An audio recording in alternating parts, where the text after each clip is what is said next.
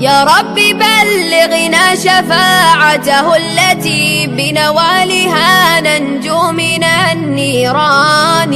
صلوا عليه وسلموا فصلاتكم. السلام عليكم ورحمة الله وبركاته. صلوا على الحبيب المصطفى عليه أفضل الصلاة والسلام. كيفكم دايرين البنات؟ إن شاء الله تكونوا كاع مليح، وإن شاء الله يلقاكم هذا الفيديو في أحسن حال. ونرحب بكل مرة يتابع القناة ونقول لكم مرحبا بكم في قناتكم. الفكرة تاع نهار اليوم غادي تكون طريقة صنع حامل الخبز بطريقة جديدة وكذلك موديل شباب. إن شاء الله ينال إعجابكم، وما تنسوش ديروا لايك، وهذا فضلا وليس أمرا إذا أعجبكم الفيديو طبعا. ونروحوا مباشرة إلى الطريقة. نسحقوا في حامل الخبز تاعنا سكاي والقماش تاع ليدرا وكذلك كوردون، او الا ما عندكش كوردون تنجمي تستعملي القماش نفسه اللي استعملتيه. كذلك نسحقوا مقاس، ونسحقوا كذلك رشمه اللي تعبر على انه هذا الحامل خاص بالخبز. وهذه الرشمه استخرجتها بالورقه، رسمتها كما راك تشوفي، وحاولت نتبع عليها بالمقص باه نتحصل على هذا الشكل. نجو دروك للقياسات. هنا غادي نجيب القطعه تاعي اللي قلت لك راهي عندي بالطول واللي فيها 162 سنتيمتر. انت قلت لك شري نصف متر وطبق عليها الطريقه. هنايا غادي تطوي القطعه تاعك في 70 سنتيمتر كما قلت لك. غادي تدي قطعه او القياس تاع حامل الخبز تاعي فيه 70 سنتيمتر. اذا راهي هنا 70 سنتيمتر في كل جهه، 70 سنتيمتر. وبالنسبه للعرض، العرض قلت لك فيه 40 سنتيمتر. العرض تاعنا 40 سنتيمتر. هنايا قدام لا نغلقوها، نديرو الشكل تاعنا اللي رانا باغيينو. غادي نخرجوه مع بعض على قطعه تاع سكاي. هنايا جبت قطعه من السكاي اللون مخالف. نجيب دروك الشكل تاعي من بعد ما خرجته في الورقه، نبدا نطراسيه بهذا الشكل. نتبع كامل الشكل اللي راه عندي بالقلم.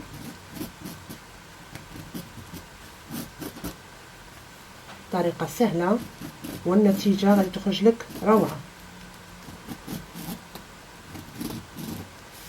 كما راك تلاحظي. هنا نجو نقصو بمقص عادي الشكل تاعنا. هنا من بعد ما خرجت الاشكال التوعي، انا خرج زوج، نجو دروك لهنا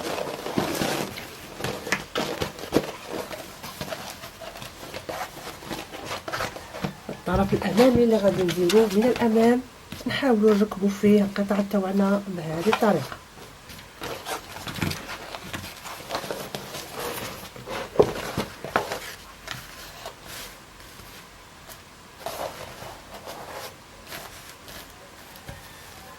بهذا الشكل، ونثبتوا بلا زيبان باش نفوتوا عليهم بالخياطه. هنا غادي نفصلوا كل شيء في وقت واحد. من بعد غادي نروحوا مباشره للخياطه. غادي نفصلوا كذلك القماش تاعنا تاع ليدغا اللي غادي نديروه كيس للخبز تاعنا باه يكون حامي او يكون ساتر للخبز باش ما ييبس، وفي نفس الوقت تكون الكيس تاعك او يكون الكيس تاعك نظيف دائما. تغسلي غير الكيس الدخلاني فقط.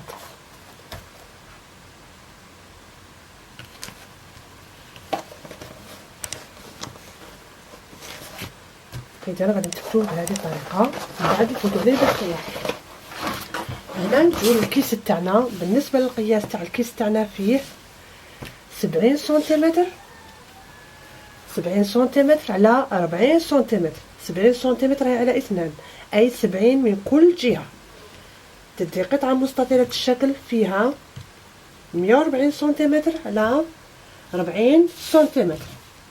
هنا شا غادي نديرو من بعد ما تفصليها، غادي ديري كفه من هذه الجهه. هنا قبل ما ديري الكفه تاعك غادي تغلقيها من الجانبين، تقلبي للجهه الخلفيه تاع القماش بهذا الشكل. هذه هي الجهه الخلفيه، غادي تغلقيها من هذه الجهه وكذلك من هذه الجهه. نروحوا دروك لماكينه الخياطه. هنا ملاحظه، كي تبداي تغلقي في الجهتين حاولي الاطراف تاع القماش دخليهم بهذه الطريقه باش يكونوا للداخل، باش تكون الخدمه تاعك نظيفه.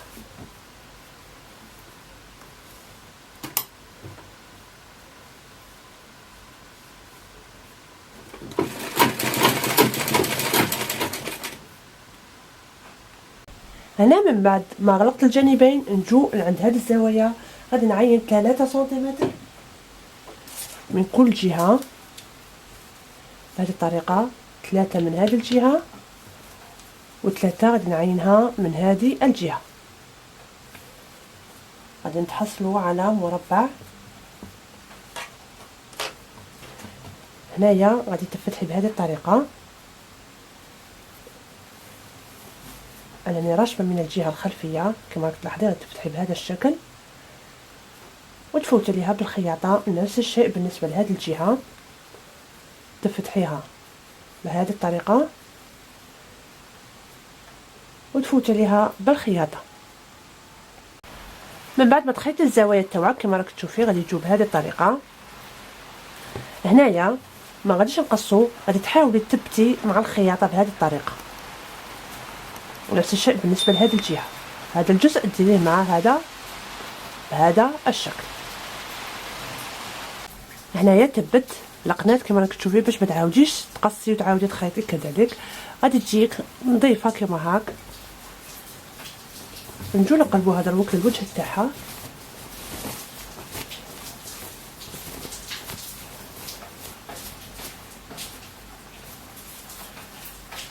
كما راك تلاحظي غادي تجيك بهذا الشكل. هنايا من الجهه العلويه غادي تفتحي الجهه اللي خيطناها مسافه 3 سنتيمتر بهذا الشكل. نقلبوها الوجه تاعها. هنايا حاولي تخيطي هذا الجزء بهذه الطريقه، تفوت عليه بالخياطه. ونفس الشيء بالنسبه لهذه الجهه، حوالي 1 سنتيمتر فقط من هذه الجهه. هنا كما راك تشوفي ثبتها بالخياطه كما قلت لك. هنا غادي ديري كفه ثانيه اولى ثانيه بهذا الشكل، وتروحي تفوتي عليها بالخياطه.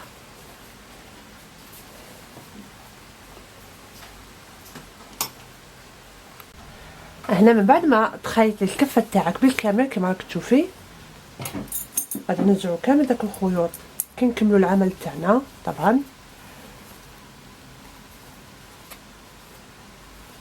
نجيبو الكوردون، الا ما توجدش عندك قلت لك بلي تنجمي تخدمي بنفس القماش اللي درتي به. انا غادي نحاول نتكو في هذه الكفه بهذه الطريقه. وبالنسبه للكوردون غادي تحقي حوالي متر يكفيك.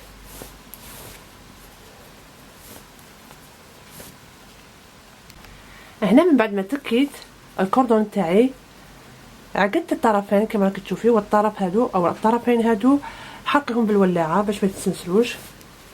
غادي تجيك بهذه الطريقه وتسحبي بهذا الشكل، تتحصلي على الكيس تاعك. هنايا كملنا من القماش. دروك نروحوا للسكاي. نجو لهنا للسكاي تاعنا كما راك تشوفي. انا القطعتين خيطتهم، لصقتهم بالخياطه كما راك تشوفي، ثبتهم جيدا من الجهه الداخليه. نجو دروك عند هذا الجزء. من بعد ما طويتها على الطول او القياس تاعي اللي هو 70 سنتيمتر، غادي نخيط من الجانبين. هنا من بعد ما خيط الجانبين نجي للجهه العلويه هذه الاماميه، غادي نترك بلا خياطه مسافه 9 سنتيمتر كما راك تشوفي.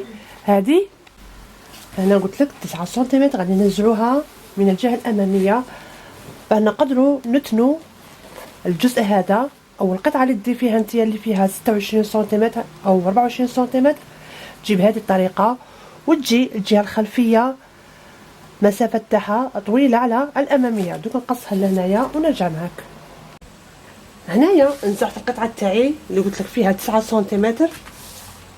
نجو دروك عند هذه الجهه السفليه، انا ديت مسافه من عند هذه النقطه لهنا 4 سنتيمتر، ومن عند هذه النقطه لهنا 4 سنتيمتر، نتحصل على مربع اللي فيه 4 على 4 سنتيمتر. دروك شنو غادي ندير؟ غادي نقص هذا المربع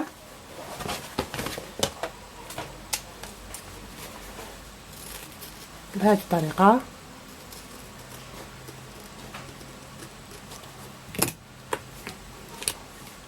هنا نجي نفتحه بهذا الشكل،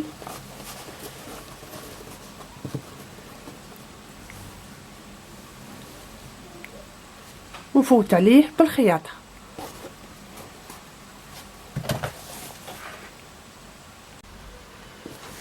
خيطت القناة التوعية كما راك تشوفي. دروك نجو نقلبو الصاكة تاعنا للجهة تاع الوجه تاعها. هنا قلبت حامل الخبز تاعي كما راك تشوفي. هنا نجو ندو القياس تاعنا تاع 70 سنتيمتر باش نطلو القطعه تاعنا. وهنا ملاحظه، ماذا بيك يجي او الغطاء اللي ديريه يجي فوق الزينه اللي درتيها. هنا بالنسبه لهذا الجزء تنجمي ديري قطعه اخرى من اللون هذا مثلا، وديريها في هذا الجزء، اي في مكان هذا الجزء. هنايا غادي نعبر القياس تاع 70 سنتيمتر. هنا عبرت القياس تاعي كما راك تشوفي. غادي تجيك الجهه الاماميه نازله على الجهه الخلفيه كما راك تلاحظي، باش تقدر تدخلي الكيس تاعك وتخرجيه بكل سهوله.